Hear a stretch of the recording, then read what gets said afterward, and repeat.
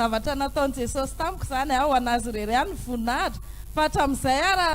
isam-bolana dia voafaty le trosakely eny amin'ny épicerie reny dia ozy Jesosy tsy manaiky an'izao mba menatra ihany azaho olona vavaka dia efa fantatro olona hoe vavaka ny mbola misy anarako ihany ao amin'io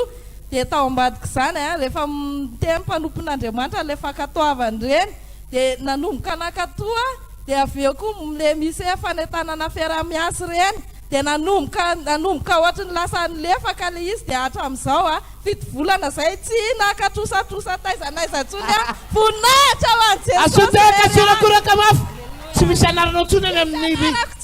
tsisy anaranao tsony any amin'ny karnean'olona any any an'le épicerie kely akaiky mipopy zay tena matahotra mihitsy indray mandalo satria mbola anana afaka ianao zao afaka amin'ny anaran'i Jesosy asoteka sirakoraka tainy tompo tsy miverina amin'izany tsony ianao mandroso manaraka ny zavatra nataon'Andriamanitra tamiko dia ny fahafahana tamin'ny trosa za le anisan'le olona mpanjanaboly reny dia tena miferitraina isam-bolana miferitraina sy mitomany dia tao anatin'izany nefa ny tsy niembitra fa nyrosy foana nitady an'Andriamanitra foana ary avy eo amin'izay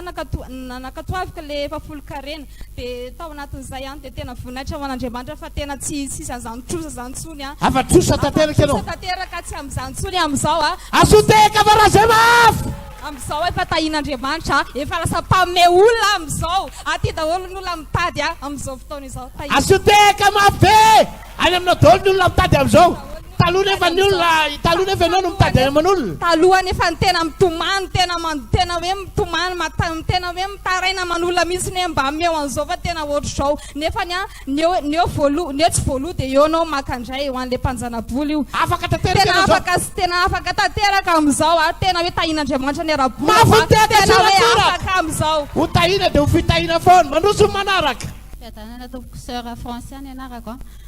nidirako teto tamin'izany nampatsiaka kely ana le valopo beige pasteur teo tamin'izany mbola tatsy ambandriana ny fiangonana tamin'izany dia natongavako teto tena tsisy ninina tena zasazanako mandeha vavaka makaty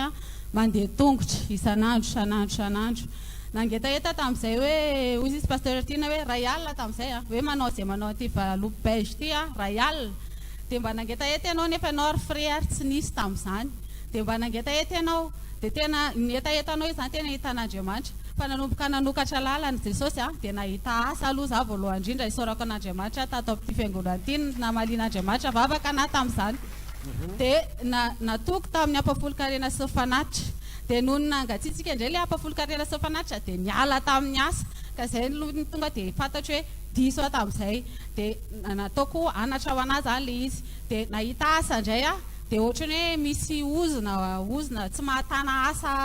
asa hoe maharitra mihitsy zany fa amin'izao fotoana izao kosa isorako an'Andriamanitra miasako efa 10 taona zao tao amin'ny asako efa tapaka ny ozona hoe 3 volana dia miala amin'ny asa ohatr'izany dia isorako an'Andriamanitra fa tena navadika Andriamanitra tena voninahitra foana fiainanay mandrak'androany tsy nisy an'izany hoe tsy nisy zany ny trano mitsangana tsy mandeha tongotra tsofa efa mba mandeha moto efa manana trano somatsara tsy mbola asinateka sirakoraka